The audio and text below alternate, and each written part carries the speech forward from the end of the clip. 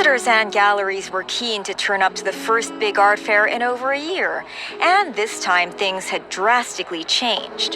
The event was smaller, but social distancing, masks, plus the many digital viewing rooms didn't deter anyone. 104 galleries from around the world participated. Many used satellite booths where a gallery's artwork was displayed, but owners who couldn't fly in were connected to visitors online. Galleries are also experimenting with this hybrid format. So certain galleries may choose to present exactly what they, physically, what is here physically online. Certain galleries have chosen to work the other way around, which is to use this space almost like a showroom to show certain examples of artworks by particular artists. But then what you see online will be much more ambitious offerings. Adeline Ooi, Director for Art Basel Hong Kong, says that people seem to have gotten used to doing most things online, so there has been acceptance of this in the art world. The demand is there. The transactions were online. And so within that, you see a huge increase in online engagements, online sales. But then I think what also happens physically is, if you think about particularly Asia, the local art markets are actually self-sustaining. The other thing the pandemic has brought about is a new generation or a new pool of buyers. And that's also been very interesting for the galleries themselves. People they've never met before, they will tell you, who are now interested in art. And these people are not only people who are coming in as in foot traffic into the gallery, but also online. With the expansion of the market that digital has brought, Sotheby's reported that their live stream sales and online auctions have attracted new buyers and a new demographic. They report that almost 40% are new buyers and 30% are under 40 years old. Galleries are seeing the same trend. You do see a lot of the digital capacity accelerating in China and in the US. Millennials have become really prominent buyers. But you also have older collectors who are adapting. Today, galleries and artists are using social media to reach directly to buyers. Henrietta Tsui-Leung of Ora-Ora Gallery said she launched online shows during the pandemic featuring experts, artists, and collectors, and posted to social media platforms. We have over 500,000 viewers, of which 150,000 viewers have actually watched the whole episode. With social media, we definitely think that we have reached out to a bigger world. And this is definitely important in the midst of the pandemic. In fact, not only has the gallery reached a larger audience, she says their sales figures were better than in 2019. Hong Kong collectors are very, very strong and they have pure interest. They really love to buy and collect.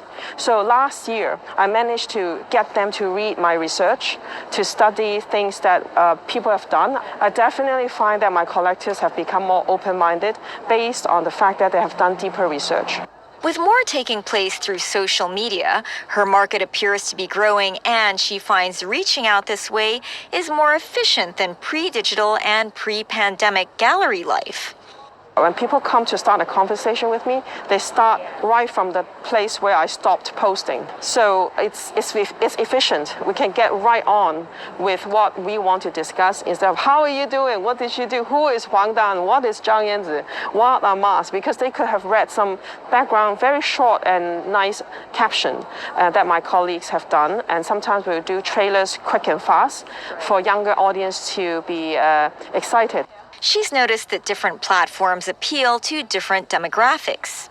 It seems like younger people like to use Instagram much more than Facebook, but my collectors or corporations may like to use Facebook more. But then I personally is a YouTuber. Henrietta isn't the only gallery owner to leave her comfort zone during the pandemic.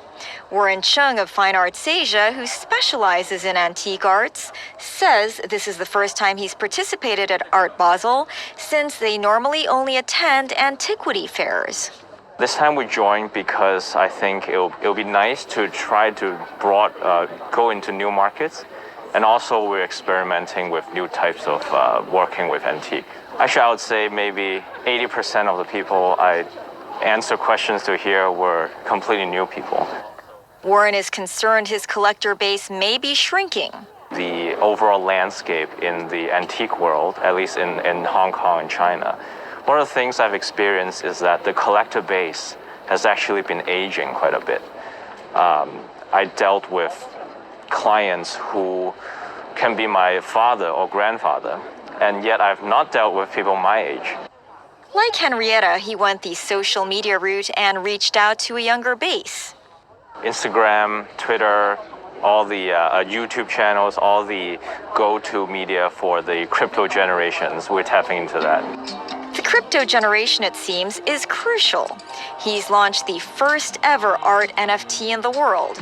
An NFT is a non-fungible token, a unique, one-of-kind asset, in this case an antique, that lives on the blockchain, the same technology used for cryptocurrencies. In order to buy one, you need to have a digital wallet that contains Ethereum, the cryptocurrency used to buy NFTs. But his NFT is a hybrid. It's a representation of an actual antique item that owners of the NFT can visit. And unlike most art NFTs where there is a single one, he's minted 30 for one item. It's not just the normal NFT that we often hear about. There's actually real life physical object that it's based on. And owning the NFT actually ties back to experiences that you can get in the real life. Once every 2 months, they can schedule a time to come to our gallery. They have access to experts to guide them through how to appreciate this. These experts are usually really hard to get. The other right an NFT holder of his has is the right to buy the actual antique after 6 months. Only those holding the NFT can bid on it. It's like a ticket to buy the actual. It is. So far, 17 of the 30 NFTs have been sold. Warren says he has no idea who the buyers are since it's all in code, but he figures they're all from the crypto world since they obviously have digital wallets. Sadly for his traditional customers, there is a learning curve for opening a wallet. On the first day, a great client of mine, who I've worked with for many years, came and said, "Oh, that looks really interesting. How much is it? Can I buy it?" And I said, "Oh man, had you come a week ago, I would have sold it to you. But now, I'm sorry, I'm committed to this NFT. Please wait 6 months and please buy an NFT." Did he buy an NFT? I'm working on it. Henrietta has also launched 2 NFTs during the fair and has the same issue with her traditional clients. The NFTs are being auctioned at 2 Ethereums. The dollar equivalent when it was announced would have been about $8,000. But when we spoke to her, the rate had fluctuated down by almost $2,000 to 1 Ethereum. I have got immense interest in learning how to open a wallet. And because the day when I launched the NFT until now, Ethereum has dropped by 40%. So a lot of people are very curious and they want to open an account and try to get the luck because I cannot change the price overnight. One thing that's interesting with NFTs and I guess intrinsic value of it is very volatile. Unlike Warren's, hers is a standard NFT art piece, which is purely digital and can have only one owner. I like it to exist in the blockchain where people can collect new media art, which includes moving images, videos with sound, but they are legitimate contemporary art in the phone where they can show off perhaps, airplay it on the TV, or eventually our phone will have a projector where they can project it on a wall anywhere they are. For her, NFTs are another way to reach out to a younger market. And since the NFTs are made by traditional artists she's worked with, it's an easy introduction to the art world. Both NFTs she's selling are created by artists who have their artwork displayed on her walls and are popular with traditional collectors. After the pandemic started, the profile of collectors have changed. I noticed that collectors are definitely getting younger. So in order to broaden the profile of the collectors in my gallery, I need to fill the gap and make them interested in coming in to understand my gallery. So I find NFT a very nice door-like opener and to get younger collectors interested to know what we're doing and why we're doing it. And the adoption of digital has also allowed artists to thrive. Now, with secondary sales, when people transact one NFT to another user, every single time they transact, my artist will have some royalties. And I cannot change it already because I designed it already. While the art market on the whole has seemingly struggled, Adeline says she's seeing some positive signs of growth in Hong Kong. The local galleries in Hong Kong are actually expanding during this time.